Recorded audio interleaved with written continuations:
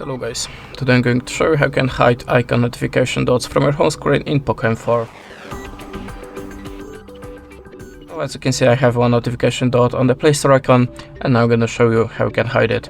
In the first step, hold the finger on the display and choose Settings. Go to the More and look for the notification badges. Now select it to the number if you want to hide the icons, the notification dots. But now we have a number, so if you want to hide everything from your icon, go to the settings, then look for the notification and control center and tap on the badges.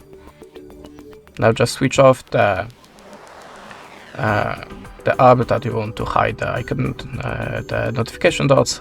In my case, it's Play Store.